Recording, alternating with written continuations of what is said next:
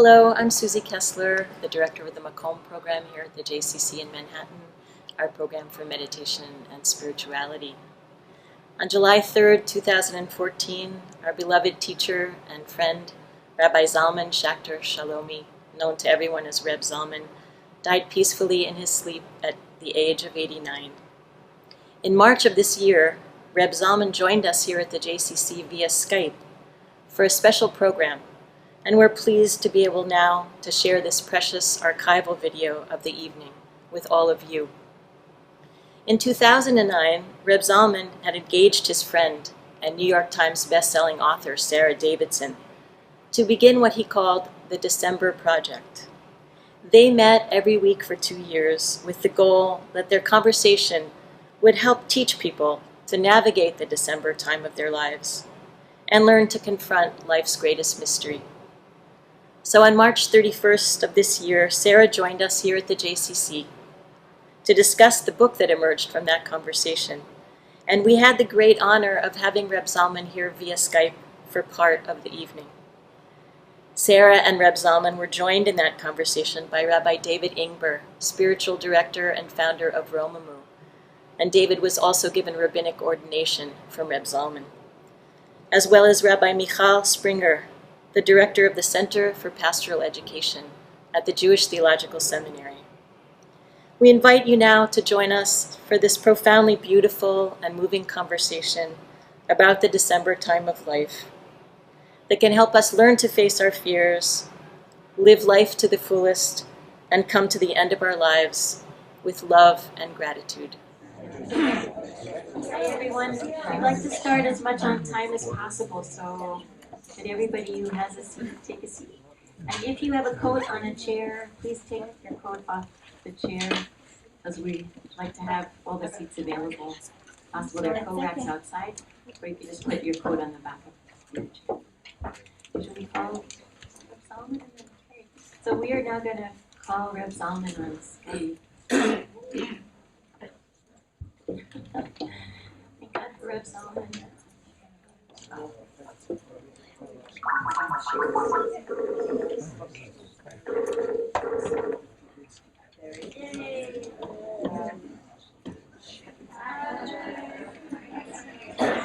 Welcome, Reb Zalman. You guys are going to speak directly to Reb Zalman. That chair, just grab the mic. So we can see you. Good evening, everyone. I don't know whether Reb Zalman can see me. My name is Susie Kessler. I'm the director of the Mychal program here at the JCC, and it's my great honor and privilege to welcome you to this most amazing evening. It's to celebrate a new book that was written by our friend Sara Davidson. It's her first time here at the JCC, so we're thrilled to have her, and she came from the West Coast, so we're even more excited that she's here. And the book came out of 2 years of conversation with Reb Zalman, and Sara will tell you more about it. And I'd like to just introduce our other speakers for this evening. This is Rabbi David Ingber from Romamu. A lot of you know him. And Rabbi Mychal Springer, who's here from the Jewish Theological Seminary. Just wonderful part of the conversation this evening. So, because Reb Zalman is joining us, we'd like to start so you can be with us as long as possible. I just want to thank Mike McFadden, who's here from Plaza Jewish Community Chapels. Most of you know a wonderful plaza in our community. And they're sponsoring the reception following this evening, and we'll have a book signing, and there'll be books for sale, and you can meet Sara and have her sign the book, and come to the reception sponsored by Mike and Plaza Chapels. Thank you, Mike. Welcome, everybody.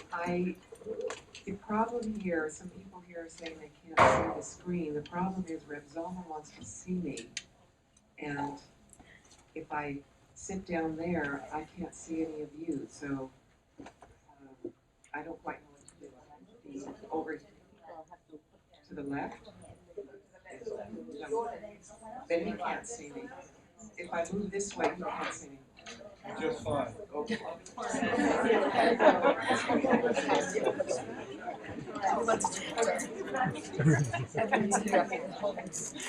Okay. There are some seats, it looks like, around here or in the back. If you want to get a better view of Reb Zalman. Okay, welcome everybody. I'm so happy to be here, and I want to thank Susie and Rabbi Rachel Cowan and Reb David and Reb Mychal for making this possible. I want to tell you a little bit about how I came to write this book, but before we get started, I'm passing around a guest book, and Reb Zalman, I send out stories, essays about once a month. A lot of them are about Reb Zalman, other concerns. If you'd like to receive it, it's free. Put your name and email in the guest book, and whoever has it when the program is over, would you please bring it to the book signing table and give it back to me. So in 2009, that was 5 years ago, I went to my local bookstore in Boulder, Colorado. Reb Zalman was launching a new book of his. And I had to sit on the floor because the place was packed to the rafters. And he started to sing, and he told a story, and this wave of warmth and delight kind of went through the room and sucked me right up into it. So when he finished talking, I went up to him and without thinking blurted, "Reb Zalman, I'm between books right now. And if there's anything I can do to support you, or work with you, or give you some aid in any kind, let me know." I did not expect to hear from him. We had met in the 70s. We knew each other not well, but our paths had crossed. He's very busy. Everybody wants him. Well, he called at 8 the next morning, got me out of bed, and said, "There is something I want to do with you. I want to have a series of talks, and it could end up as an article or a book or I don't know what, but I want to talk about when you can feel that you're coming to the end of your tour of duty and your hard drive is running slow. What is the spiritual work of this time, and how do we prepare for the mystery?" Well, I jumped at the chance to spend time with him. And however, while I have been a seeker pretty much all my life, I am blessed with a skeptical mind. My heart wants to try any road that may lead to wisdom, transformation, enlightenment, awakening, and my mind comes along and points out cracks in the pavement and inconsistencies and illogic. And despite years of meditation and spiritual practice, I have never had any certainty that there is anything after this life. I had often felt connected to an energy or a force that's larger than the self, but all the descriptions I'd ever heard of the world to come, or heaven, hell, bardos, reincarnation, merging with the infinite, nothing I heard ever just rang true and made me feel that's right, that's what it is. I knew, though, that Reb Zalman feels certain that something continues. And when we started, he said to me, "I don't want to convince you of anything. What I want is to loosen your mind." So we met every Friday. I thought of it as my Fridays with Reb Zalman. And I would come with a long list of questions, not long, maybe 12, 14 questions. I'm a reporter.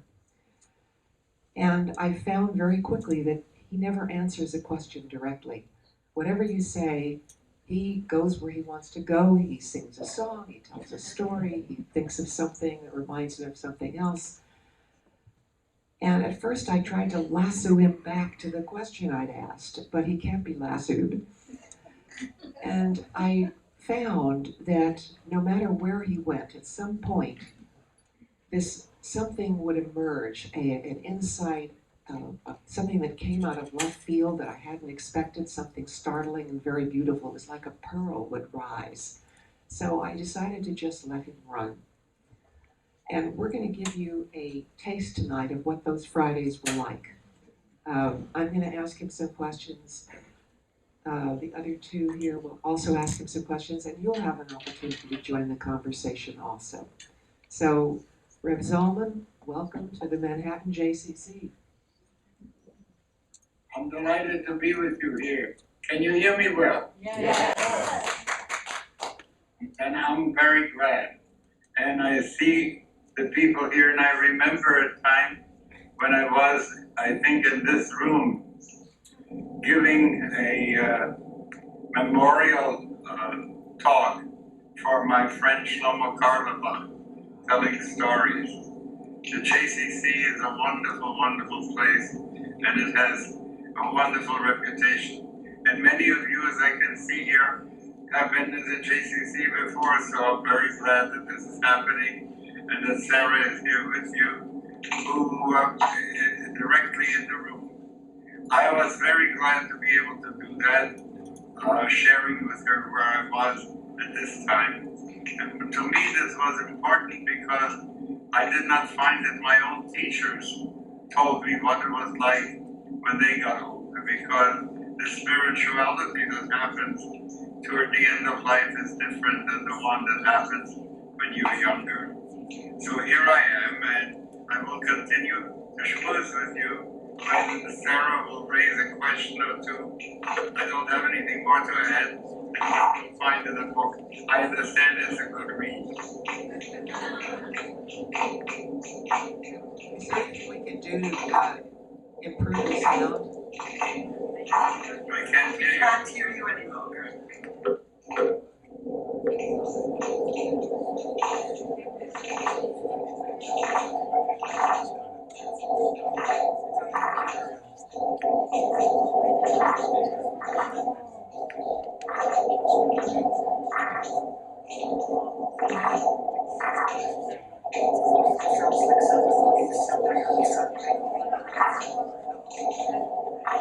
Oh, technology, oh, technology.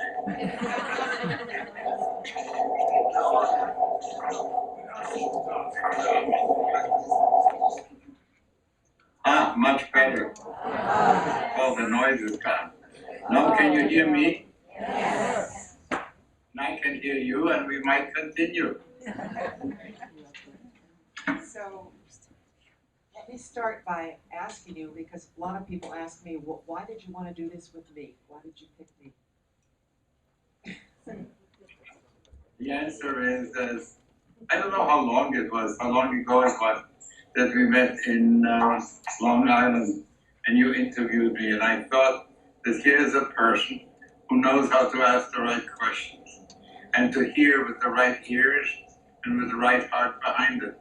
And that was a good enough motivator to want to give over these thoughts and experiences and feelings that I had at this time in my life. So, Reb Zalman, can you hear me? Again, technology is not helping. He can't hear us now. No?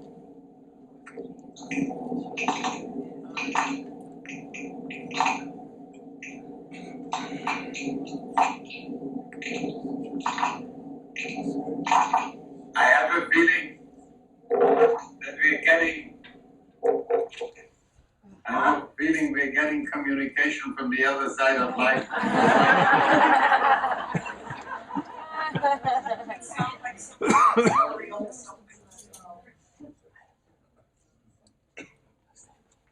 All right, let's continue before it goes bad again. So, would you define for us, what is it that you call the December Project? What is that? And if it's something that we can do, what is the most important thing for us to do? Well, when you have a good piece of music, the writer of the music wants to make sure that when he comes to the end of his piece, he has la la la la. And how do you do your ta la la la on your life? That's what the December Project is about.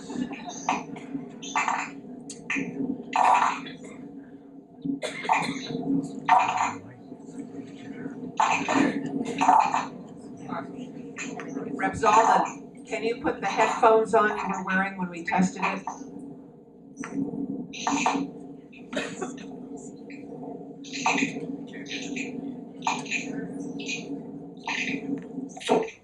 Okay, Reb Zalman, can you put the headphones on that you were wearing when we tested it before? I hear you now. Sort of. Can you put the headphones back on that you were wearing when we tested you before?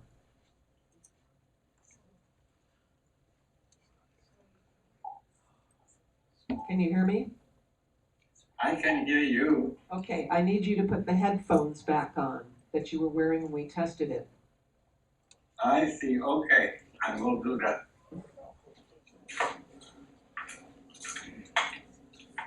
How will then you won't be able to hear?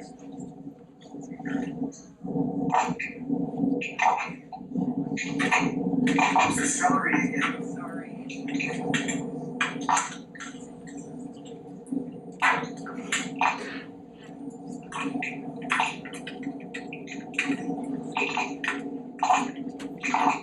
Here are the headphones. Let me see if I can come through the right way. That's much better. All right, for me too. Okay, great. So the question was, what is the December project? What are we supposed to be doing? What do you think is important to do during this time? Oh, So I was saying, yeah. there's this German saying, Ende gut, alles gut.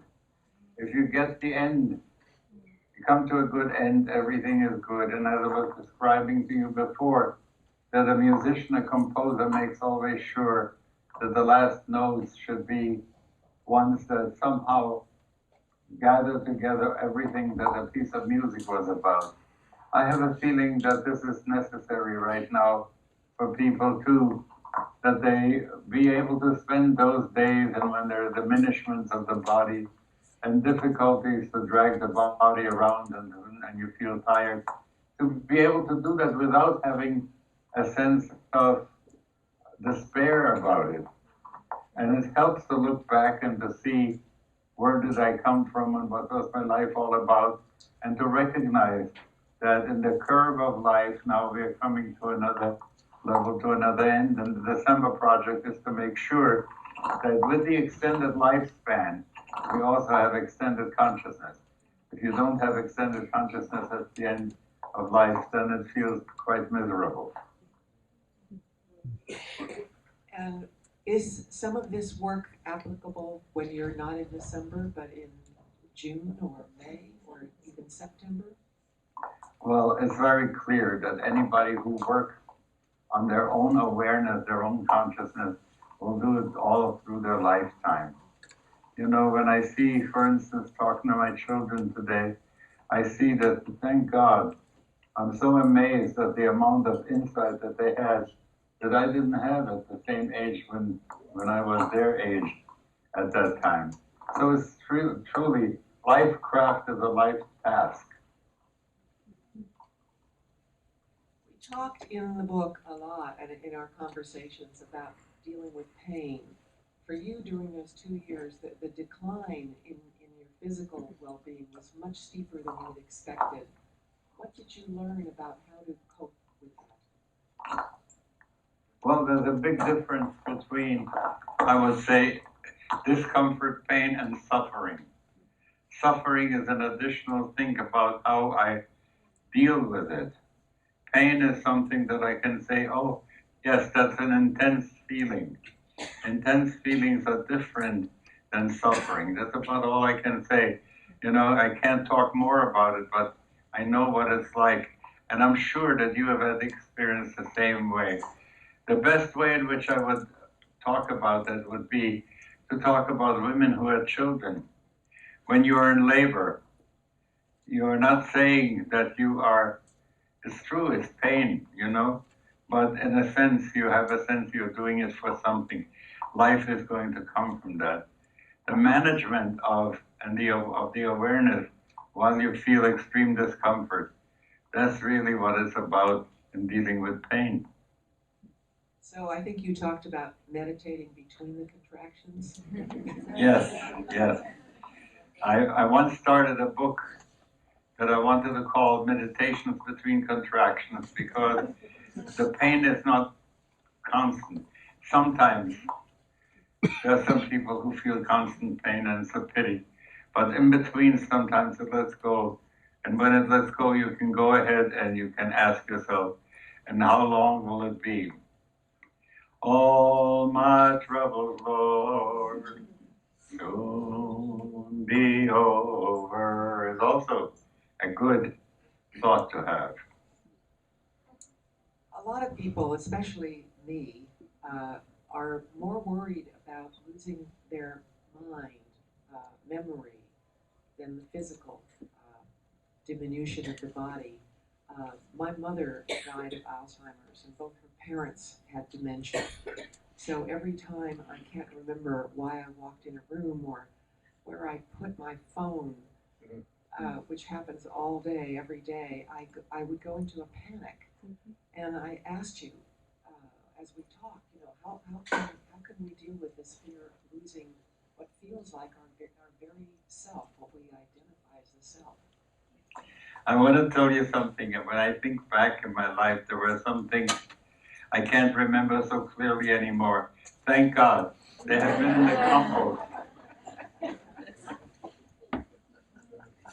I want to say what you said to me at one point, because I was quite worried about things getting worse and worse, deteriorating. And Reb Zalman said to me that even when a person has complete dementia and they can no longer remember who you are or their name, there is still a presence in the body. There is still something of life force there, and it will respond to love. And so when you feel that, when he told me, when you feel that panic about what's happening, I'm losing my memory, it's all going downhill now, he said, go inside to that place where you can feel your presence. I am here. And focus on that you are here and you're present and you can feel this field around you. And he said, and that inner space where you are present is more important than the keys or the phone or the person whose name you can't remember. And that was a great comfort to me, actually. That's the reason why I told you these things and gave it over to you to write about. So you would remember when I forget what I said.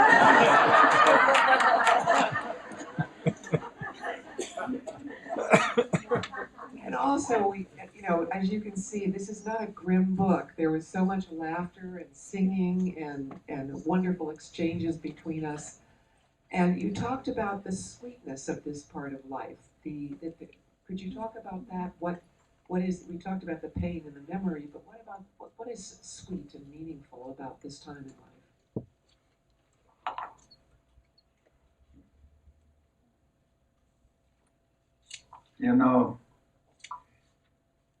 I can say a lot of things to you right now, but they'll be manufactured.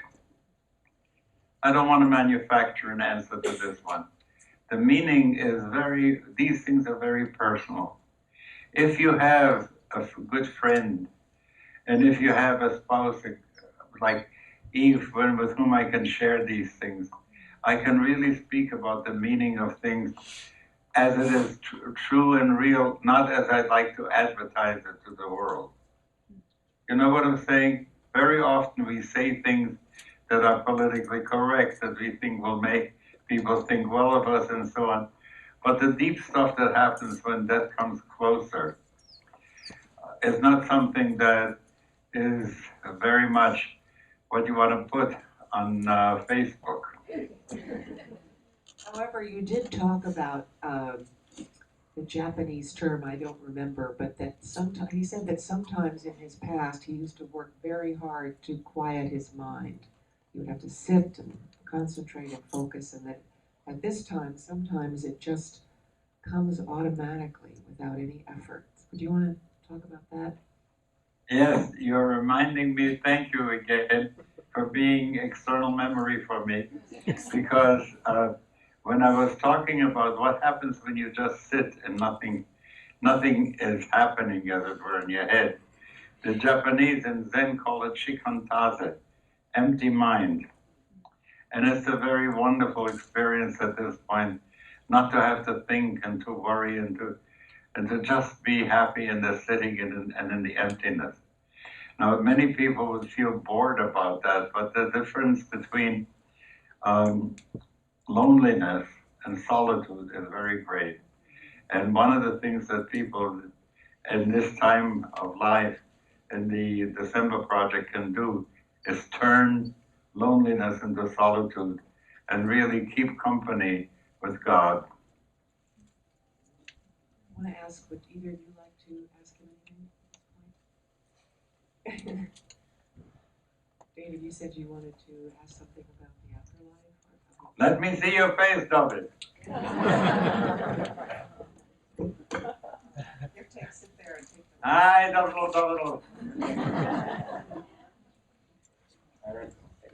Hi, Baruch Hashem. Hi, Rabbi. Hi. Hi, Eve. So I'd love to know if you can speak to working with regret. Working with? Regret. I didn't get the word. Work with what? Working with regret. People having regrets. Having a sense of... What? Regrets. Regret? Yes. Oh. And how one... Yes. Yes. I tell you. Once I sat down and I had a real examination of conscience about earlier times in my life, and there were some things that I was not happy about. And I was beginning to scold the Zalman of then. And he came back to me and said, "Don't you dare diss me. You wouldn't be who you are now if I hadn't been who I was then."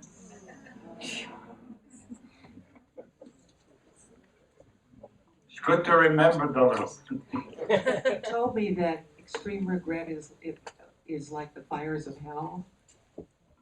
That's right. I don't think that they're having a furnace there, but really experiencing sometimes regret, deep regret. I remember once a teacher was telling me, imagine someone told you, "Don't you go and swim, you might drown." And the guy decides he's going to swim anyway. And now he's drowning, and he has such a sad feeling at this point with such power. Why did I not listen, That's strong regret. And then we say, when you have that regret, all the things that you did intentionally become unintentionally. And if you can have this regret and then with a love for God at the same time, you turn all the bad things in the past into mitzvahs.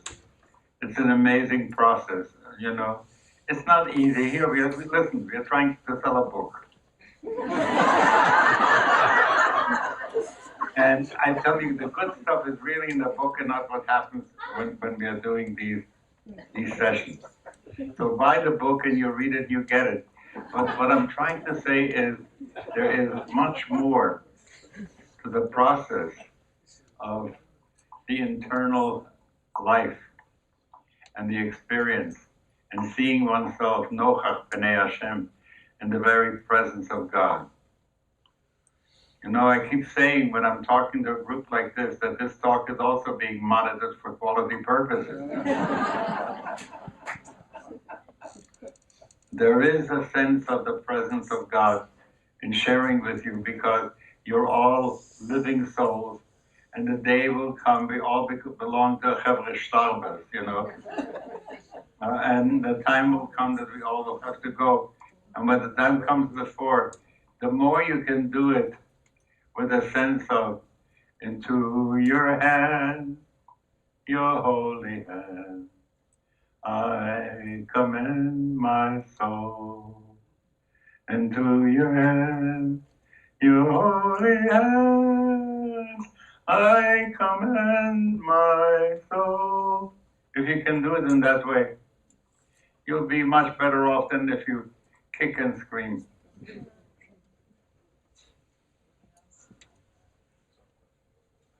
So, Mychal. Yeah, maybe You Mychal asked the question. Yeah, Mychal asked the question.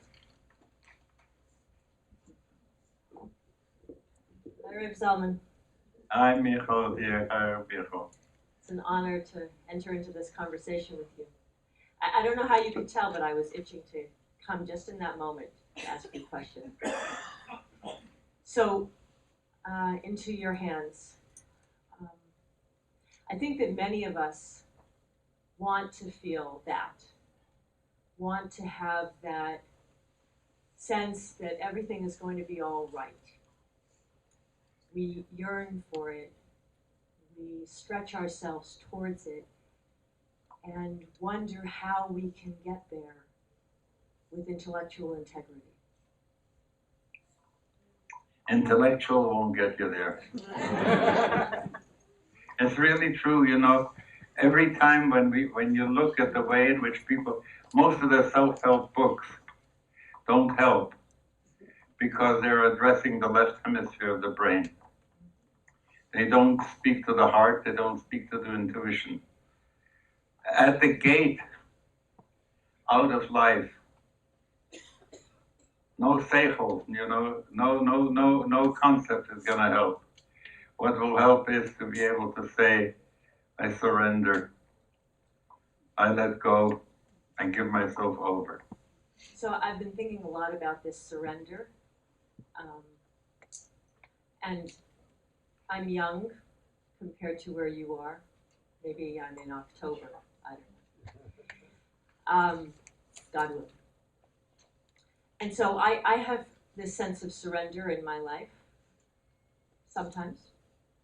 And I feel like what's helped me in those moments when I do have it is being close to people who are in December. So the project that you created with Sara was really an experience of how do you move towards surrender, come close. And many of us distance ourselves because we're afraid. So can you give some guidance to us on how to come close? You know, I wish I could do a magic thing. The closest to the magic is like this. B'Shem Hashem, B'Shem Hashem, Elokei Yisrael, Mimini, Mychal, Mismoli Gabriel, Umilfanai Oriel, Umeachorai Raphael, Ve'al Roshi, Shechinadel. I think that's the closest I can come with that. Solitude. I want to say I'm getting tired. My battery is running down. If there's one or two more things that the people in the audience want to raise, good, and then I'm gonna sign off. And you will sign the book, Simyas Hashem.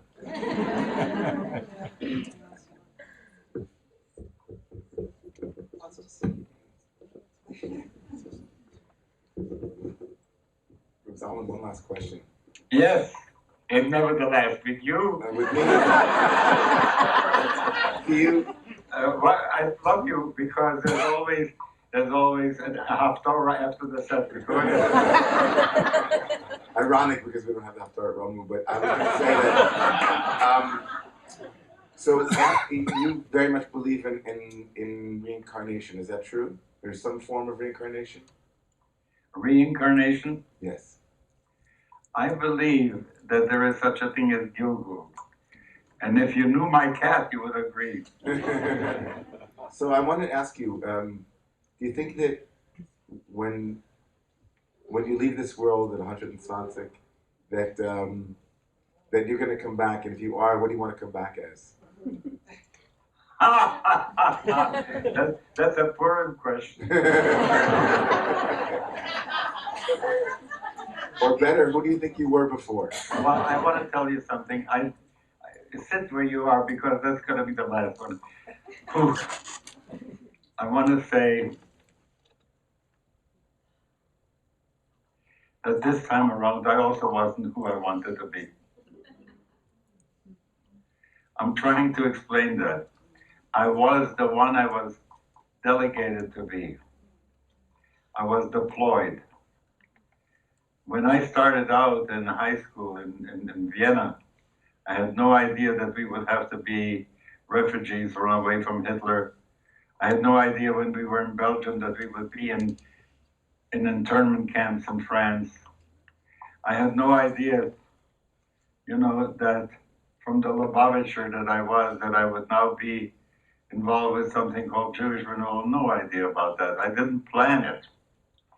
But on the other hand, I was very, very glad to be deployed because something opened up and it said, that's your job, now you do that. And you see that the Chabad people call themselves shluchim. I feel in my way that I was and still am a shaliach. Really trying to tell people, don't worry when the time comes. I like what Rambam said, not the Rambam, Ram Das said. If dying is easy, nobody ever fails at it. So, I want to ask you, people who are there, think of a blessing that you need. Old folks have to give blessings. Think of a blessing that you need.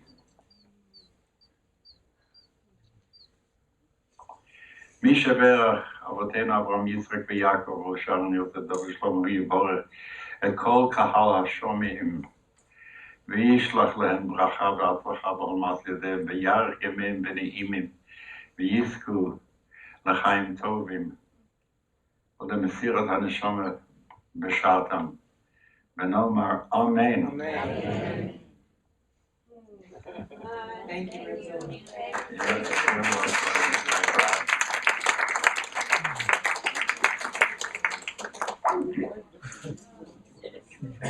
So, I would like to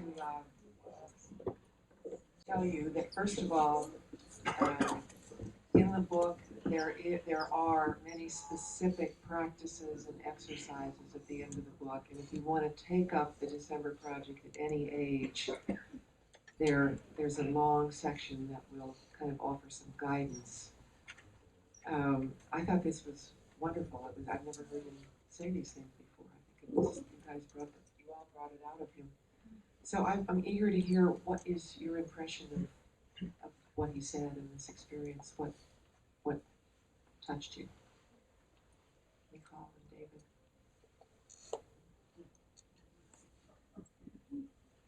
I'm always touched when Reb Zalman speaks. He's my heart. I know that he's very courageous and playful. He's honest and very real. And even in a conversation about the December Project, he's able to inject so much levity, so much humor around an issue that would, for most of us, and certainly within our culture and our society, there's a dark cloud that hangs over it, so much so that no one really speaks about it in any real way.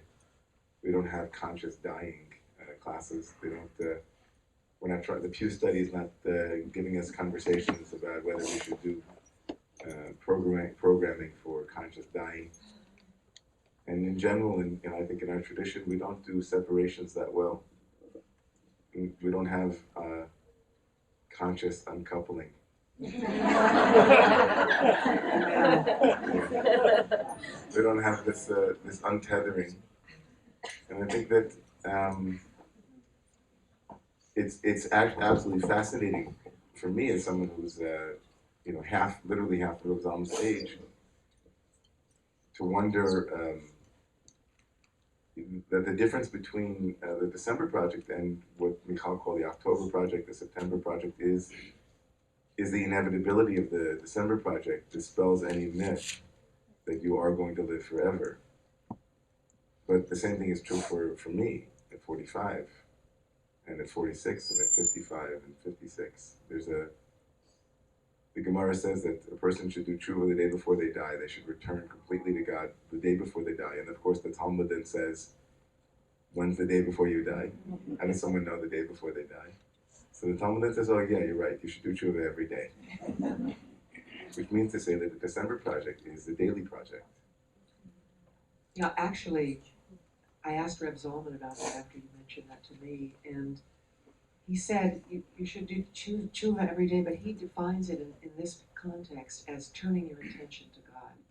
He said so that even when you're talking to a friend, if you see that there's the divine, if you stop and realize there's the divine in that friend, you're turning your attention to God. When you eat, if you're aware that the food comes from the source that's blessed, you're turning your attention to God. When you turn on a light switch, if God created light, so that's how he even suggested, he gave me a brass bell, and he told me to hang it in my car, so that whenever the car hit a bump or stopped abruptly, I would be reminded to turn my attention to God. And he said he's had one in his car for many years. He said, so if, God forbid, I should have a car crash, my last thought would not be, oh shit. But I love you, God. You're with me, God. Mychal.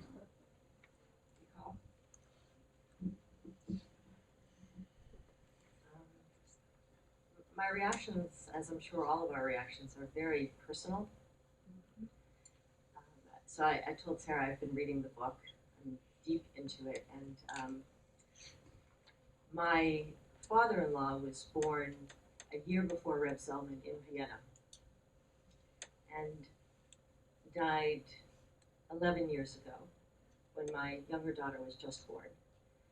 And so hearing Reb Zalman is like hearing my father-in-law in the quality of his voice and his accent, and in those life experiences that are also part of the book.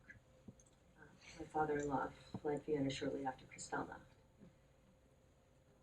And so I have these father associations. My father-in-law, on the one hand, who ended his life with Parkinson's and dementia, and my own father, who died a year and a half ago, and he was also Reb Zalman's age. And he also died with dementia.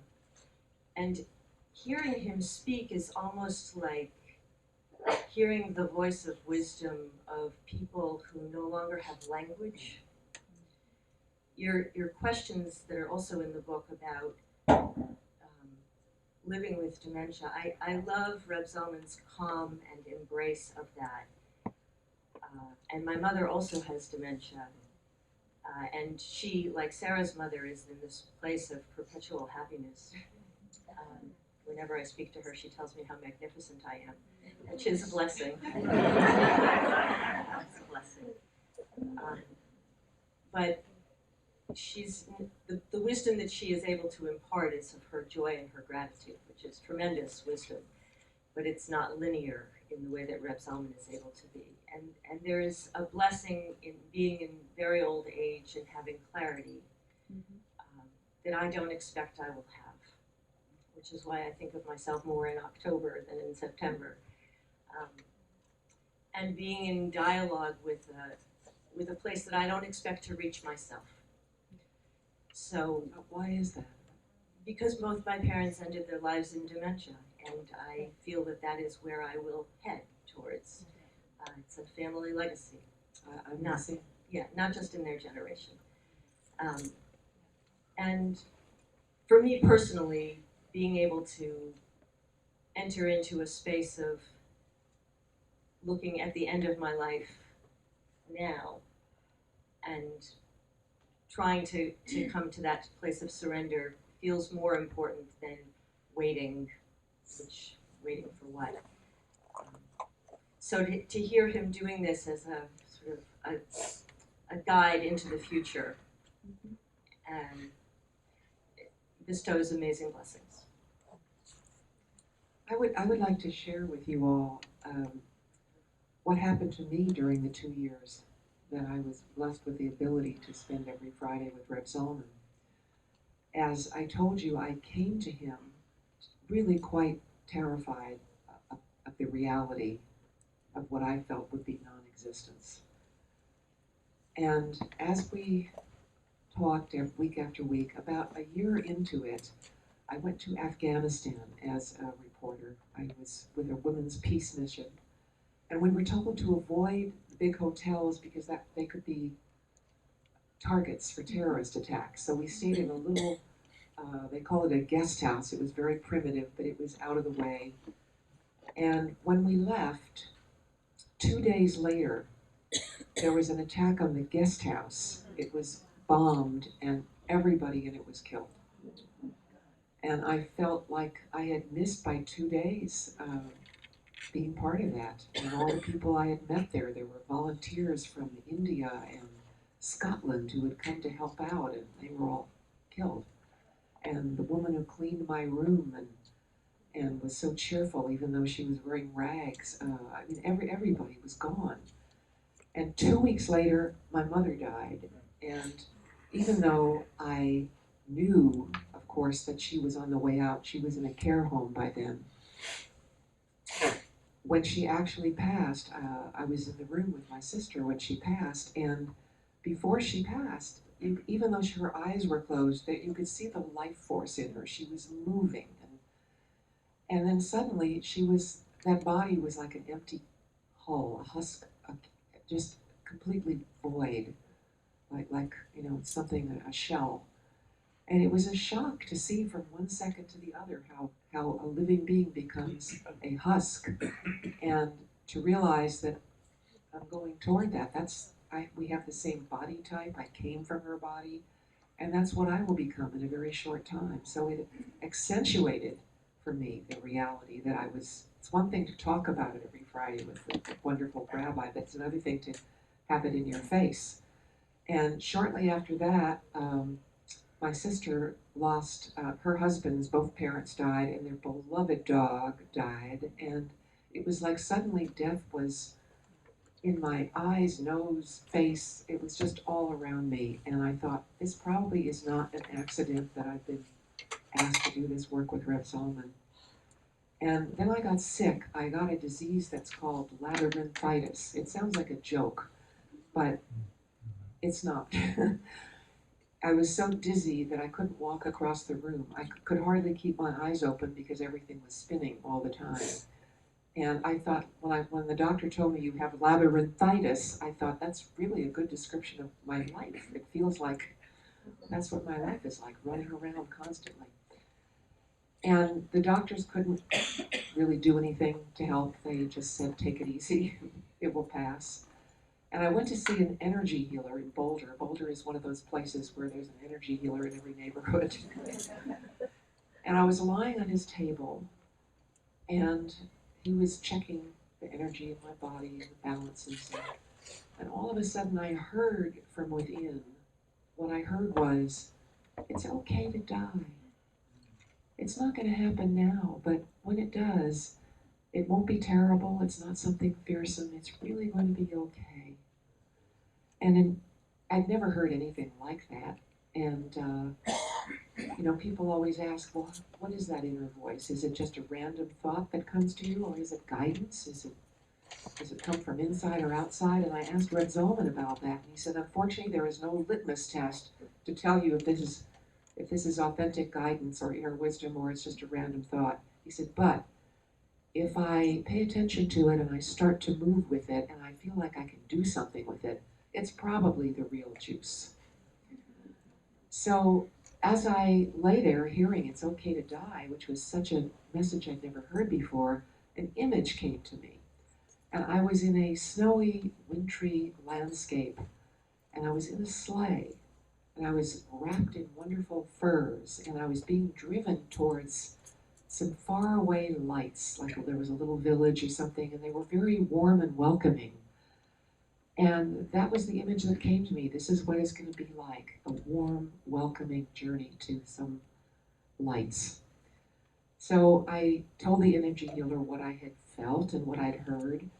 And I asked him, I said, so often we have insights and transformations and experiences, and then after a week or so they kind of dissipate and they're a story. You can't really experience them anymore. Is that what's going to happen with this one?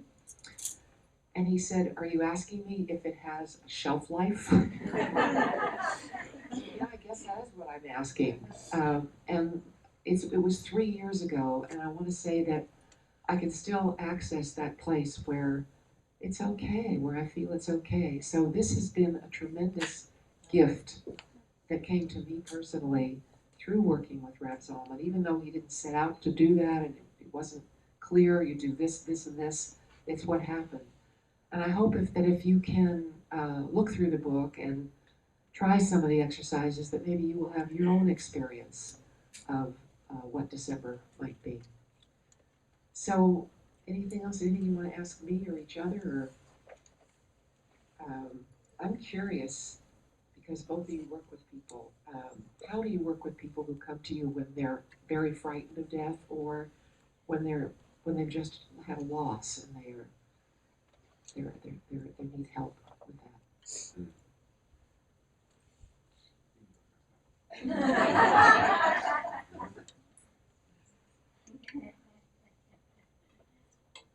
Everybody's afraid of death. We're all afraid to die. Some of us know that. Some of us will know that. I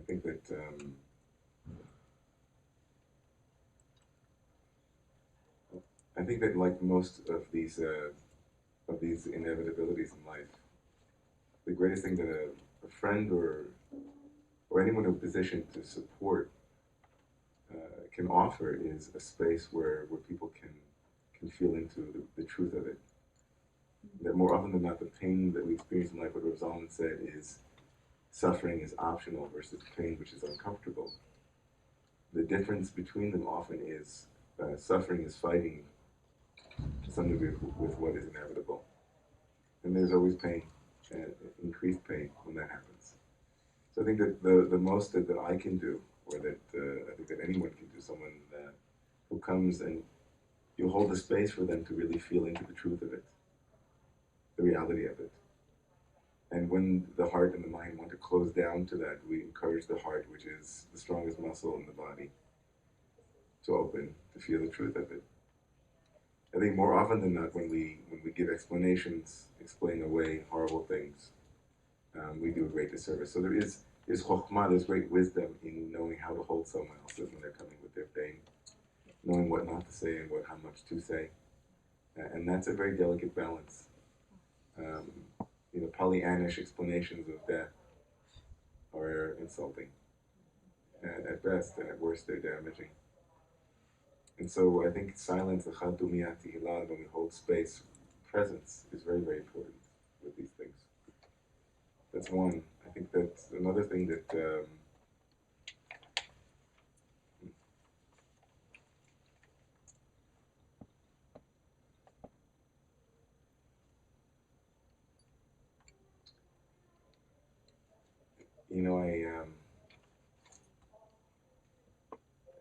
I grew up when I was in yeshiva. It was the stories of those who would go to the cemetery to watch or to lie in graves was pretty common. And people know this. The anecdotes in the Musar or in various Hasidic, in the world of some Jewish literature, there would actually be a practice akin to what happens in Tibetan Buddhist practices and other practices in other traditions, where they contemplate death very, very immediately. I remember a famous story in yeshiva about the Chavetz Chaim, Rav Yisrael Meir Kagan, who's a great rabbi, and we're told that someone once followed him into the forest and they found him lying in an empty grave. He was just practicing. And Reb Zalman also, it's in the book, but Reb Zalman has been practicing getting tahara done. Tahara is where you wash the body after the body dies. And Reb Zalman asked the Chaver Kadisha in Boulder to if he could consciously have tahara. The rabbi he asked was horrified of doing this to a living person. And then he realized that that's what Reb Zalman's life has been about, is taking the tradition and embodying it. And when I asked him where did he get this idea from? I've never heard anybody ask for it to be done. Did you? Well, I never heard of that. But listen, with Reb Zalman, he's always renewing things. I thought to myself, oh, that's great. What a great idea. I'm sure some of you are horrified, but I thought it was a terrific idea. But just wanted to come back because I also want to give Mychal a chance to share. I want to hear what he was going to say. But so I think that part of the December project, if there is, for me, a very powerful takeaway, not just for the market, quote unquote, the people who are in the December or November years, are to actually, what would it be like if we actually engaged people in a much more conscious way of looking at their own death? So that isn't that terrifying. It'll still be scary, but what would it look like? And so sometimes I actually will do that with people. And one of the exercises that you're going to have us do, I think, is something that I've done with my community as well. I'll tell you more about that before you do that. Yeah, I'll talk about that. When I was about to be ordained, I had come to a place where I really had no beliefs that I could hold on to about the next world. And it was very painful. And it was one of the things that brought me into the hospital to start working with very sick people and with people who were dying. Because I didn't want to stay in that place, and I needed to be face to face with people who were dying. And I began to train to be a chaplain at Memorial Sloan Kettering, and worked with a lot of young people, people younger than I am now, who had ovarian cancer. And this process, it's what I was alluding to in my question to Reb Zalman, this process of being with people who were contemplating their deaths began to stir up something in me that had gotten frozen.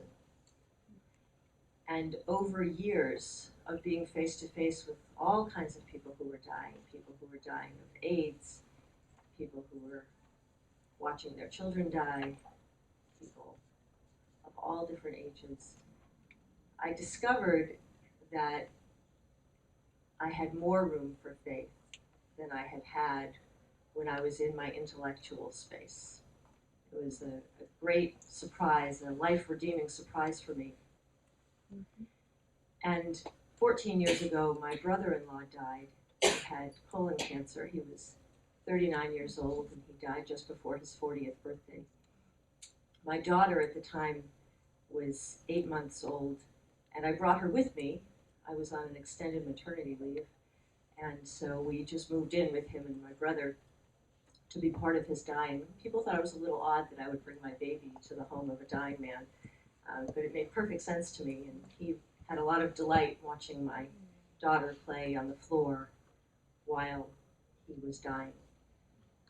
And we talked, and we were together, and it's where I needed to be.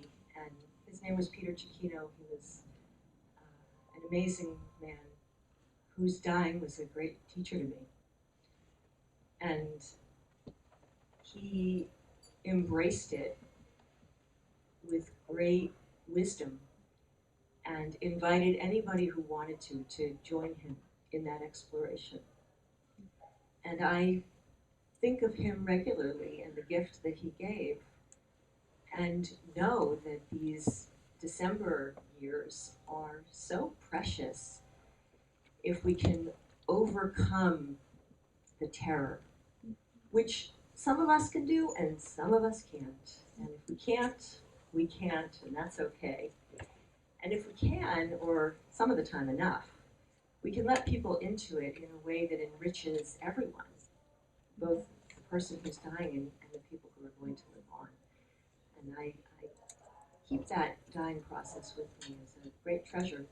These days I don't work directly with a lot of people who are dying, but I work with students who serve in hospice, and I see them as they come face to face with many people who are dying, some of them quickly and some of them more slowly.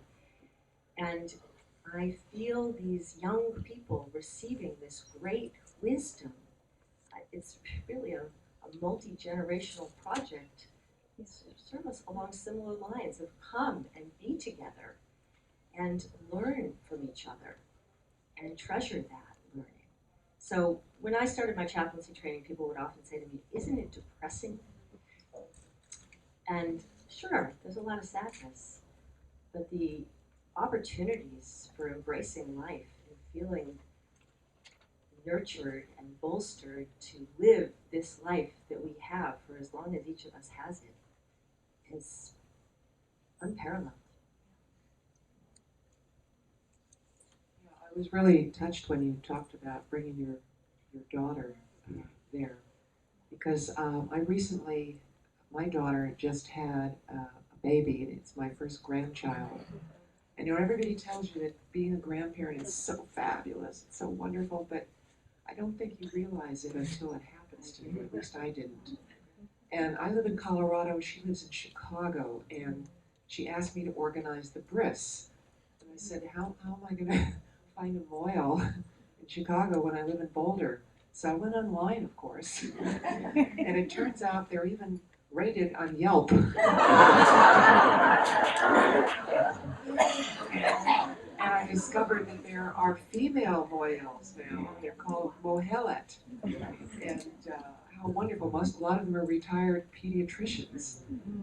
So I gave her 3 names, and she chose one, and we planned it, and then birth happened, and I got on a plane, and 8 days afterwards, and when she gave this tiny little perfect creature to me, and I put him on my chest, and I could feel his heart beating against mine, his tiny little heart beating against my heart.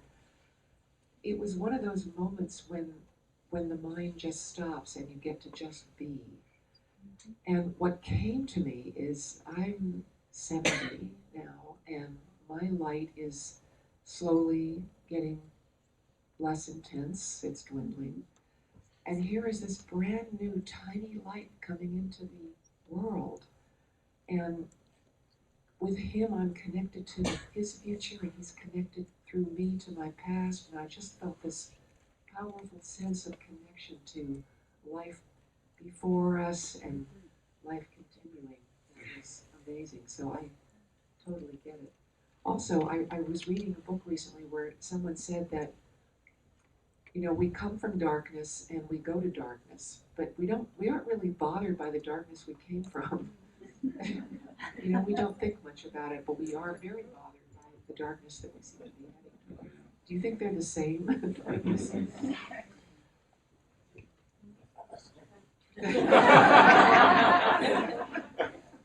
Who knows? I mean,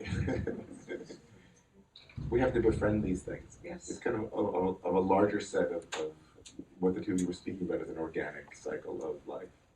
And the things that we are afraid of in our world are legion.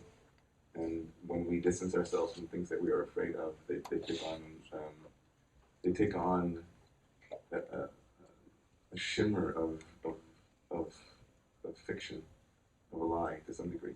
And something so beautiful about coming close into the proximity of someone who's dying in that way is as if to say, and not just as if, to say deeply that it's okay to look at this, to be around this. It's okay that this is a part of this organic life cycle. It's very beautiful. And that sadness isn't depression. Sadness isn't the same. And that too often the sadness that we don't feel becomes depression. And it's really true. I mean, we just had in our community this year. It's been a very difficult year for us. We lost a lot of people. And I'll never forget, there's some people here who know that there was a woman in our community, a very beautiful woman. In a million years, I never would have known that she had lung cancer. And she was struggling, and she made a conscious decision at one point not to continue with her treatments because it was diminishing the quality of life. And she went upstate to die consciously, and to be able to be there and to witness that, and to witness the dignity with which she lived out the end of her life, and to be there with that sadness. Her sister just came back to our community this past Friday night. I hadn't seen her since the weekend that her sister had passed away. It's really beautiful. It's really beautiful to hear this. I don't mean to take it back, but thank you both for those stories. They're very rich. Mm-hmm. So I'm wondering, would any of you like to join the conversation? If you would you stand up and speak loudly? Yeah, you have your hand up back there. Sarah, I know you're going to say you have to read the book, but we came to this event as a distinct ticket, and I was hoping to have you, you expressed your skepticism, and that I'm sure many of us share, I certainly do, and I wonder if you could put into words as well as possible. What he got to, what he gets that is something that beyond. I mean, what did he say? About the world to come? Yeah, I mean, Okay. I know it's not reincarnation. I'm sure that he doesn't believe in that. But I mean, what? No, he believes in it. He really believes in it. In fact, Well, one of what his did first you- questions to me was, do you know what your past life, like, it was our second session, and he says, do you know what your past lives were? And I thought, well, I better get this out on the table right away. I don't believe in reincarnation. I can relate to it as a myth or a metaphor, but whenever somebody tells me they were a princess or a general, nobody ever remembers being a leper or a child molester. But I just kind of start to tune out because it doesn't feel like an exact description of what happens, but he does feel that he evolved actually in his concept of the afterlife during the 2 years we were together. At first, it was a very personal thing, where he felt that it was going to be something like an ongoing. He said, wouldn't it be wonderful if we get to find out how close were we to the truth? And it's like we suddenly we're having, it's like he calls it constant mental orgasms of understanding how it is, what life is about, and why things happen the way they did. And oh, we were right about that, but we were really far off about this other thing. And he thought he would be, like in the presence of Moshe Rabbeinu and having this wonderful final understanding of what is and why and all this. And that evolved over time to his feeling of it, and it not being a personal thing. He has the sense that we are all cells in a living organism. And he said, just like the body, if you move your hand, it's because your brain sends a signal through your nerve, and the nerve comes to the finger, and the muscles move, and the bone and the finger moves. He said it's not some puppeteer pulling strings.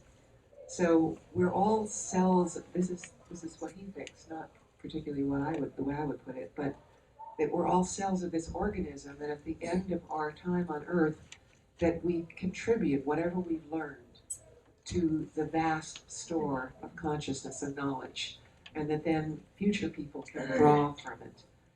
And when he told me this, he was very excited about it, this big shift from looking at the personal story of one soul reincarnating to we're all evolving and moving together. And he was very excited about it. I said, I'm really happy that you're excited about it. I can't be there with you, but that's great. Yes? I just finished a book 20 minutes before. Oh, wow. It was wonderful. I was very interested in his evolution, and he was talking about the cell and wanting to depersonalize, take individual personality out of the soul. But what happened was that he said just what you said. He said, yes, the cell joins a larger soul, and then I imagine I will dump my awareness. Yes, but the I still have identity, and that's where I'm stuck. Is if how there's no way to experience non-identity, and the only way you can put it in words is still to have I. Well, as you know, words are imperfect. They can't describe the ineffable in words. Yeah, do you want to say anything about this? It says in the Talmud, "Ayin lo rasa Elokim zulasecha." We don't know anything about what happens after we die. We don't. Anybody that ever said or created, whether it's the Bardos or Olam Haba, anybody that speaks with any semblance of confidence is actually this, in some way, it's Deluded? It's wishful thinking. It's a fantasy. To some degree, we have personal accounts of people who have experienced altered states or altered realities or whatever they are. We have very, very complex Kabbalistic descriptions of the afterlife and what happens and so on to all the different souls and so on. So, the real question is, we don't really have in the Buddhist world, there is no I to some degree. There's no self. that is transmigrating. Something of the self, something of the composite that makes up who we are in this world is re-entering the stream of consciousness to then take another form. And something like that, kind of the notion of that energy is neither created nor destroyed, that who we are to some degree is neither created or destroyed. But again, you always come back to the personality question. Will there be an I who will appreciate living in another altered reality? There, again, language breaks down, and to some degree, I think that the December Project is not interested in explaining the afterlife, but preparing us for the end of life. For the mystery, really. Yes. The word December, I understand. The word December Project, I wonder if there's an actual organization that's working with these concepts to have workshops and retreats and bus trips and whatever. Work on this. I know it's very literal. But Yelp worthy. We should get it on Yelp somehow. The Mohelets. The question was, is there some kind of organized December project that you can participate in? At the moment, no. Would you like to organize it? we have one going on at Roma. There you go. There is a very large movement started in London about The Death Cafe? Death Cafe. Right. And it's happening here. It happens once.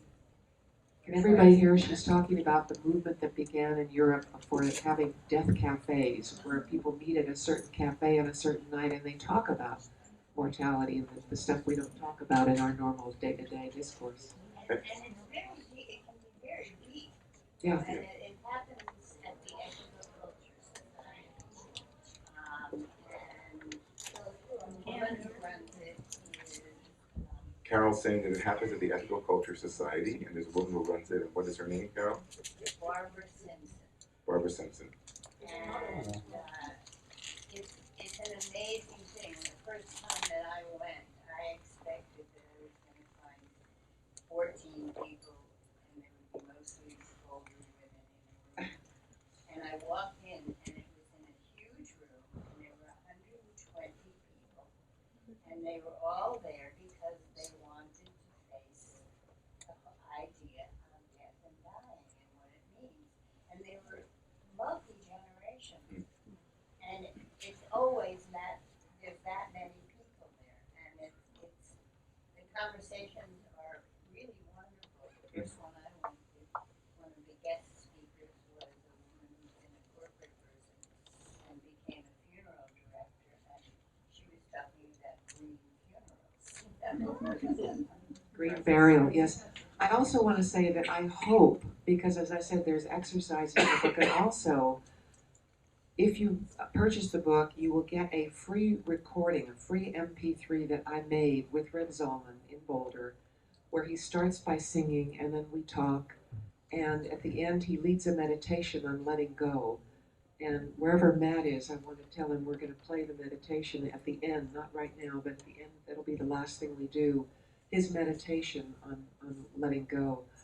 And what we're hoping is that within synagogues, congregations, communities, that people will get together to do this, to do some of this work. It's some of the pieces of the December Project are forgiveness. Forgiveness is a huge thing. It's one of the most important things we need to do at any age. And he describes how it has three components. There's forgiving the people who have harmed you. There's asking forgiveness of the people who you have harmed. And then, for me, the most challenging one, as you mentioned, is forgiving yourself. Because when you have regrets, which I have in abundance, and you just can't let go of them. And when I asked Zalman about it, he had never answers the same things the same way. When I asked him, what do I do when I just cringe, when I think of some of the mistakes I made raising my children, losing my temper, yelling, I just cringe. And he said, if you can't forgive yourself, turn it over to God. Say, God, I didn't behave well, but I know better now. I wouldn't do the same thing again. I need you to release me.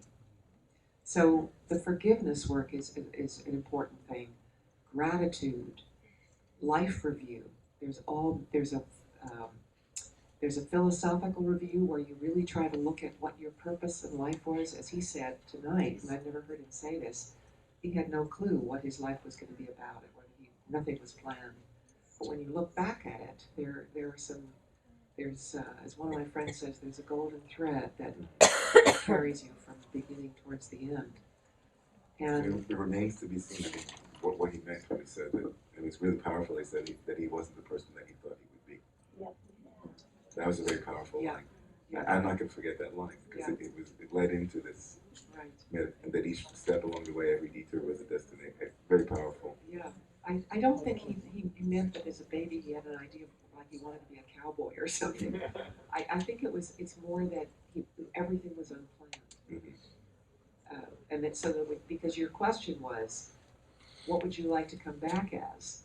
And I think he was saying that I was deployed, and I don't think it's my mind to choose. Right. Yeah. So I hope that people will start to do some of these practices, and one of the key ones is letting go, which is another way of saying surrender. And it's not something that you do once and it's over, you let go. It's a moment by moment practice. And, moment by moment, can you let go of the negative thoughts, the expectations that didn't happen, your feelings about it? Can you let them go? And if you can't, what is between you and the ability to let go? And all of this leads up to the ultimate letting go, which is letting go of our ties to life, of the people we loved and the places we've been. So I hope that this will inspire lots of people, and maybe you could offer some leadership or opportunities. I'd love to, and we already have a group at Romu. In general, Rachel Cowan is here, and Rachel Cowan has been very involved with aging and saging. That's Rachel right there, and she's responsible for helping to bring this program tonight to the JCC. Yes. And Rachel is a pioneer in many, many areas, and now she's set her prodigious talents at putting aging to saging, putting saging, using these years, the later years, as a very fructive and very creative, generative part of life. And that's a very important work. And Shama, what were you going to say just now? I was going to say that we have such a program at Romamu, and it's a spiritual eldering saging circle. And this is the very work that we do, and I have been wanting to meet you for a long time. I was blessed to study with Reb Zalman 10 years ago when he was not in his December years yet. And this is a real transmission from him when he founded the Spiritual Eldering Institute. And this is when we meet, this is what we do, and it's about waking up now. It's about life review. It's about looking at our mortality. It's about being present with one another. It's about opening to all those things. To see him again, my heart is pounding because there is a gift. He's here, and I would love to have your book. And there's also, I saw him an interview we did in January, and this is on a website called Saging International, which was the evolution of the Spiritual Eldering Institute. And there's a little video that he did, an interview with a dermatologist doctor there. It's called The Hero's Journey. And you can see him again and connect with him again. And he is talking about the December years. It's so important for us. It's so important for us, as we see. So thank you. I wanted people to know that we are doing it. Well, and we'll continue, and I think that there are other opportunities to think through how the December project would actually, who knows, maybe we'll have bus trips. I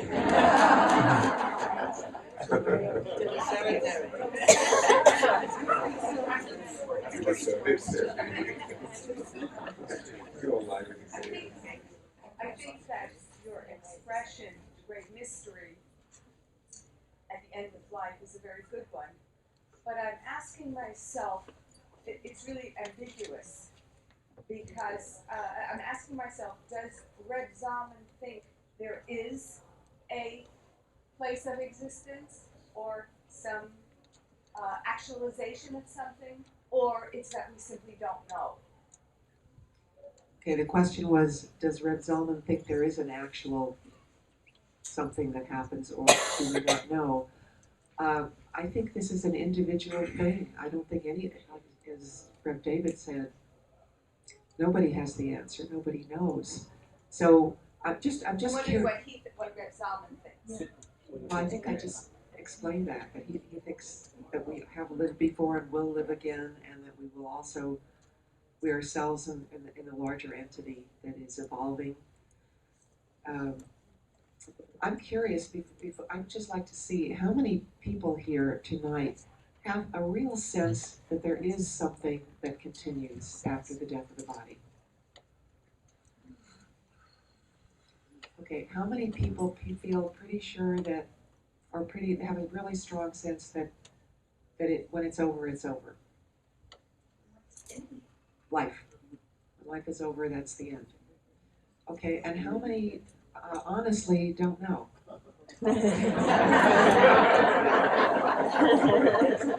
Now, you'll notice I raise my hand every time because at various points I'm in all of those places.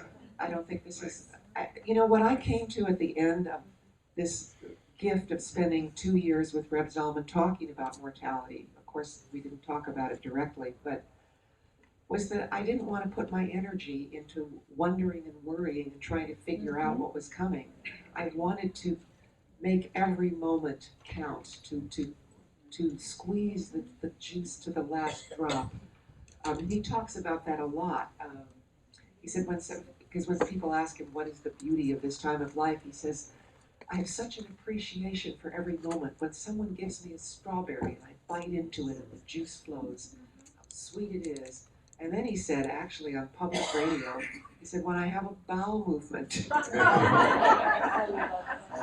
how satisfying it is, and how grateful I am that everything works correctly, and blessings for that.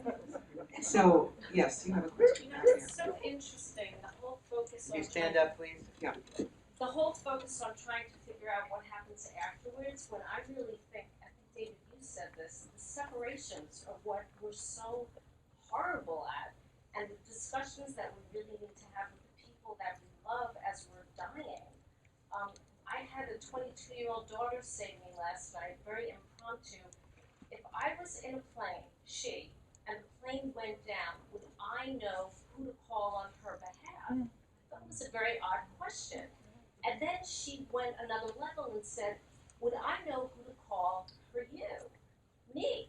And I said, you know, I could make a list for you, but I have the feeling every 5 years, depending on how my life played out, that list could change. But then we moved to a very serious shift, and I realized if you have questions that you want to know about me at 56 and my intentions, maybe that's the discussion. And I think that's maybe, David, what you were saying. So it's so interesting, this yearning to know about the after, when I feel like the really tough stuff is the now. Yeah.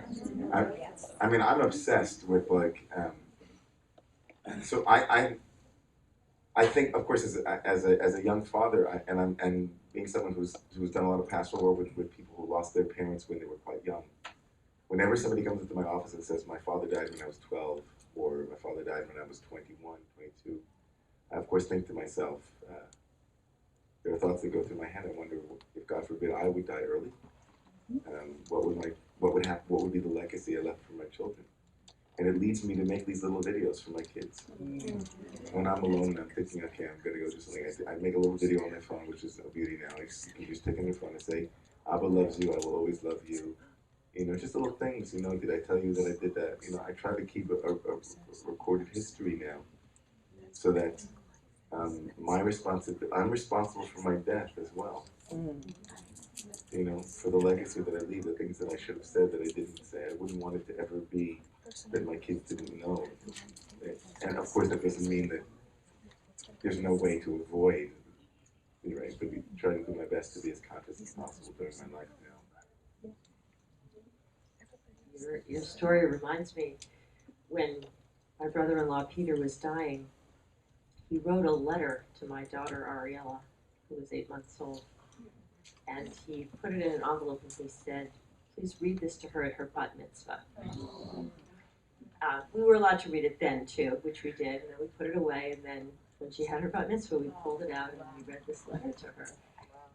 There was this incredible legacy, and that he thought in that moment that there was going to be a moment in her life that he wanted to be involved in.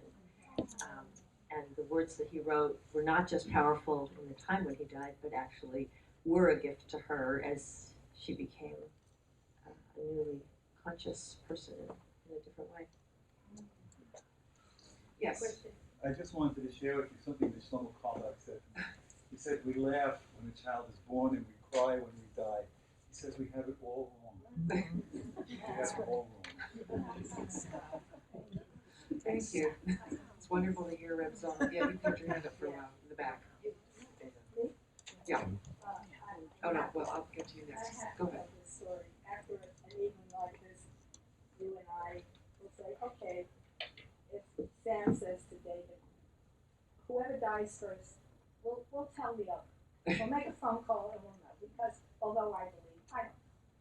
And so Sammy dies, and David's waiting. And about 6 months later, he gets a phone call. He says, I'm waiting. What's happening? What is it?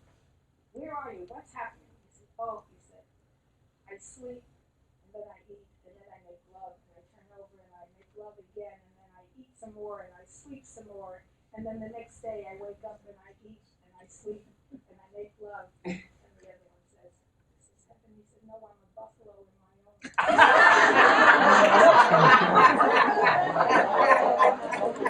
We didn't get the last line back there.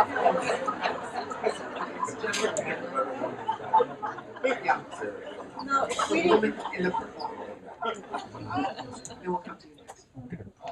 Thank you. I just want to say that the comments about A little louder, please. maybe we should take our attention away from what happens after and think about between now and dying. My dad also had dementia. This seems to be the night of parents with dementia, and I learned more from visiting him in the dementia unit. Now, there was a lot of sadness. I don't want to make this a fairy tale. But in the dementia unit, all the stuff we do gets stripped away. Nobody's trying to create an image for anybody. It is what it is.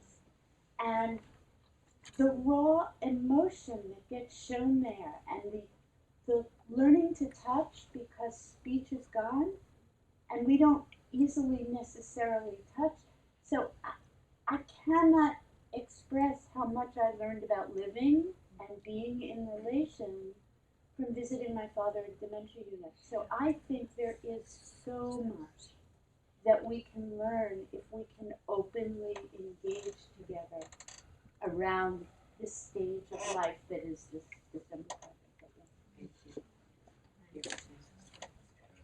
My name is Shimon Hirschman. For the last 18 years, I worked as the rabbi at the Hebrew Home. And, you know, I have a program every Friday afternoon, a Shabbat program, where we come together, 30, 40 people, which is very beautiful. All we do is essentially cafe des, in a very beautiful way, and the people who are able to come and to talk, and we're talking about people who are 100 years old.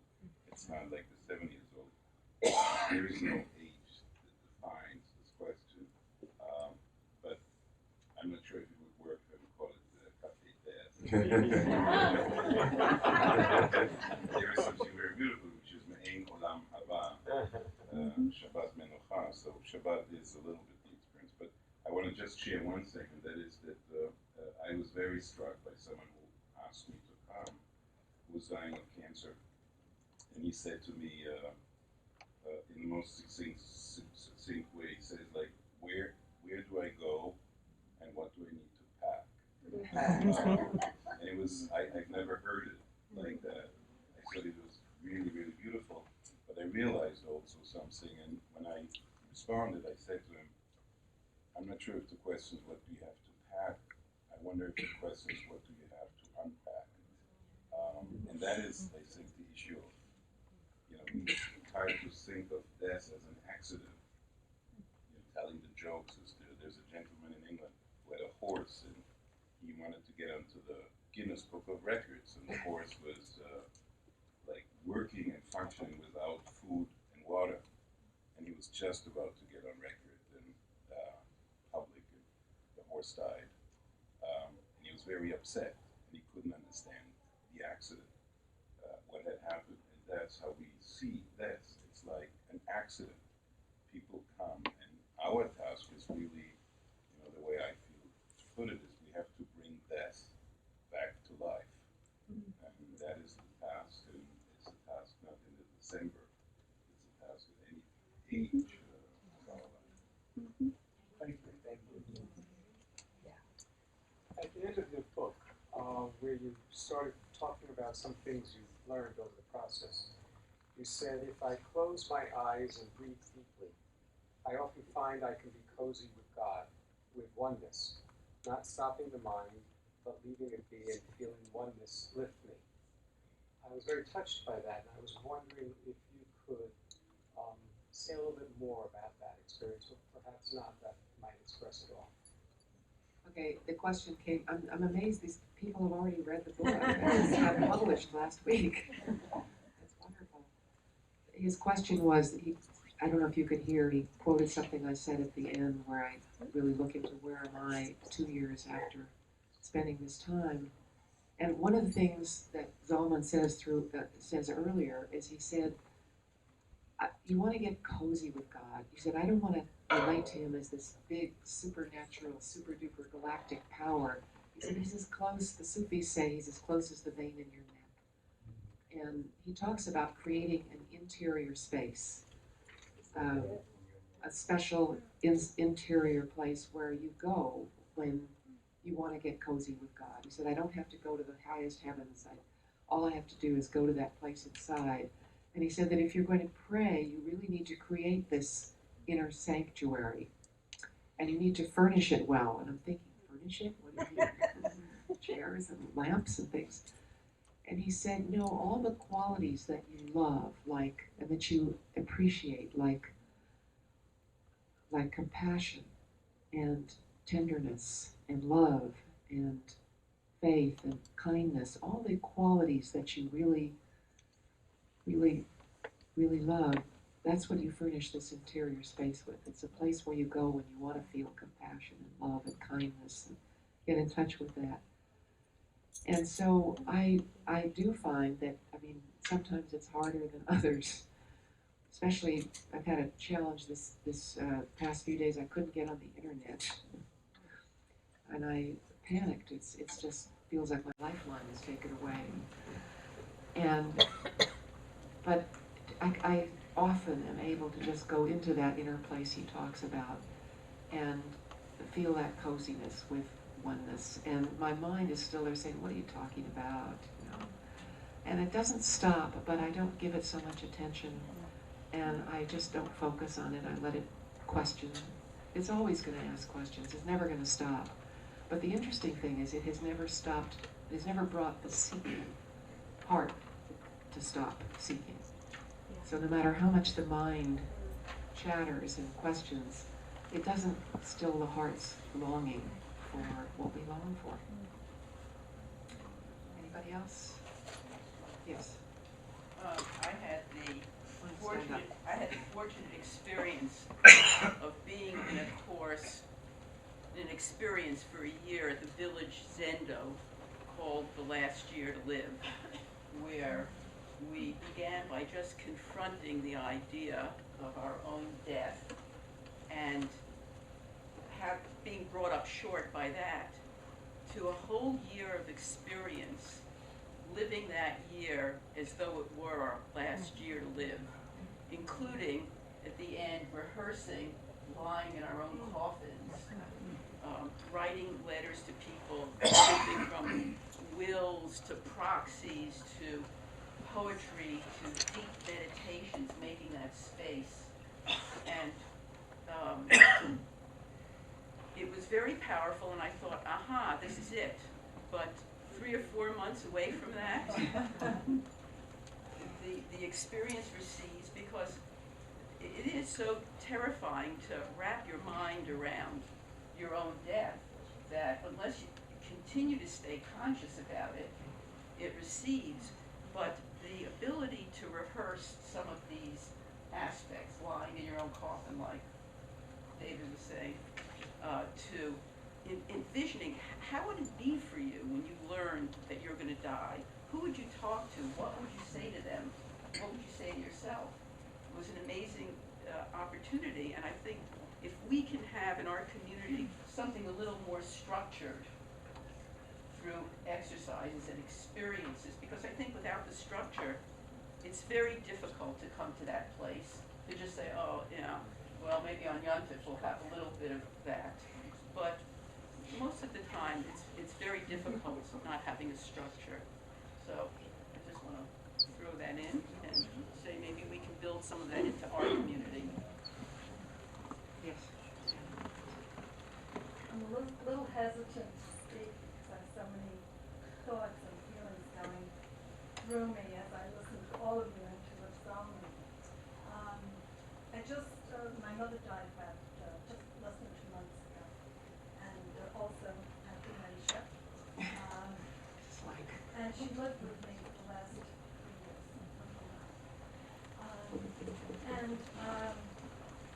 She was a Holocaust survivor. So, Speak up, please. So I know that. Maybe you want to turn around so you can everybody can hear you. Okay. She was talking about her mother dying, and her mother lived with her, had dementia, and she was a Holocaust survivor. So now I have a microphone. Thank you, David. So as you know, as I'm listening to all the lessons that we're sharing with one another, I have to remember two things particularly that came to my mind.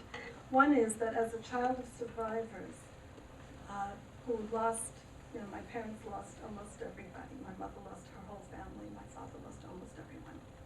So I grew up with a very strong consciousness of how precarious life is. And I always felt that, you know, something could happen at any moment.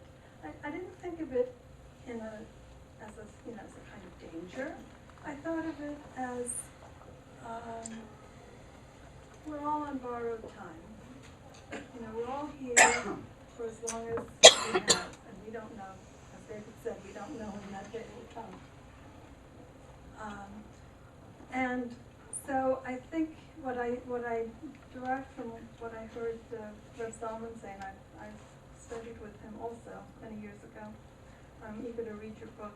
But what I really drew from that is the consciousness. The consciousness about living, not the consciousness about living, not so much the consciousness about dying. The dying will come. But how do we live? How do we live as fully as we possibly can during this borrowed time? So coming back to my experience with my mother, who lived to be 97, so, you know, kananahara, as we say. It was so interesting, and I'm now reflecting on what Mychal said, to be with her on a daily basis for all those years. I won't say it was a joy, but it was a way of being for that time. This was my one opportunity to do this, and as she became more frail and less capable, it was really fascinating to see how she held on to little things which still gave her joy and meaning. Obviously, things like being with the family. She always continued to recognize them. Music always brought a smile to her face. As long as she could, she was eating. You know, once eating was difficult, you know, her pleasure level came down quite a few notches. And when she could no longer speak, and I mentioned this in her eulogy, when she could no longer speak, she would blow kisses. And that was her way of communicating.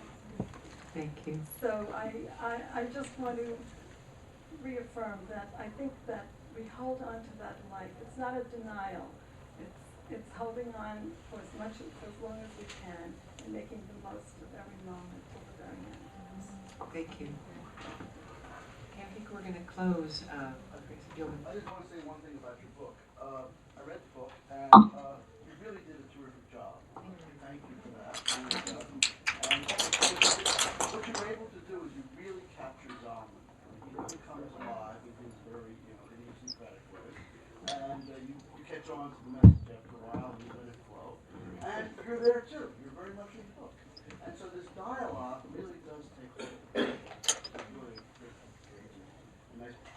Thank you so much. Thank you very much. Yeah, I want to say that it's not just about our conversations. Scattered through there are sketches from Reb Zalman's life. And he didn't let his wife read it the whole time we were working on it because he didn't want her to come to him and say, that's not what happened. That's not the way it was. Which is usually the way it works. Yes. So finally, when it was published, and it was a fait accompli, he let her read it, and she said, I can tell you that wasn't exactly what happened. What she said was that there were so many stories about his life that she's heard over and over, but have never been written down. So it's the closest thing we have to a biographical sketch of him. We're going to close with a meditation on letting go. Before we do, I just want to mention I will be around to sign books if you'd like to buy them. And it's very easy for me to pitch this because half the proceeds from the book go to support Reb Zalman's work. So it's a mitzvah to buy the book.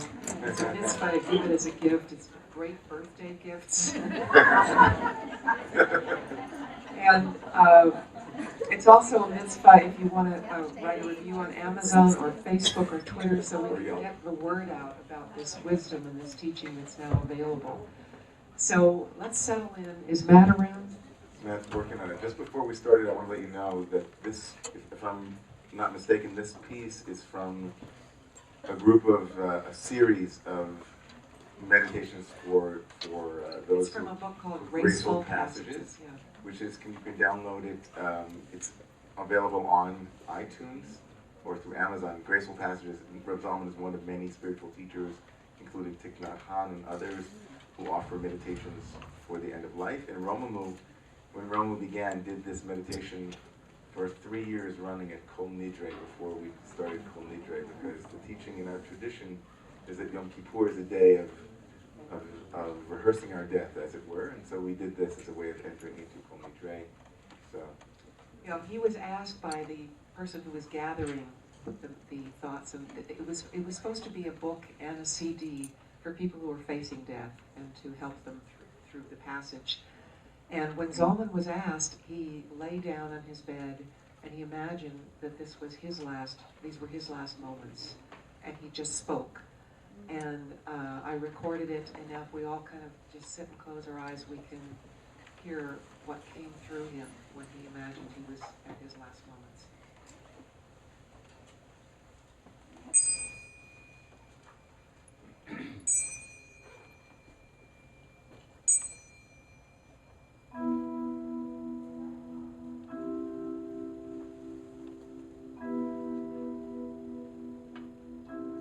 Oh God, you made me from before I was born. You took me through my life. You supported me. You were there with me when I wasn't even really there with you. There were many times I was sick, and you healed me. There were times I was in despair, and you gave me hope. There were times when I felt betrayed and I still could turn to you. Ah, what a wonderful life. I loved, and I was loved. I sang, I heard music, I saw flowers, I saw sunrises and sunsets. Even in places when I was alone, you, in my heart, helped me to turn loneliness into precious solitude. And I look back over the panorama of my life. What a wonderful privilege this was. Yeah, I still have some concerns for people in the family, for the world, for the planet. I put them in your blessed hands. I trust that whatever in the web of life that needed me to be there is now completed. I thank you for taking the burden from me. And I thank you for keeping me in the light. And I let go. I let go. I let go. Thank you so much. You're welcome.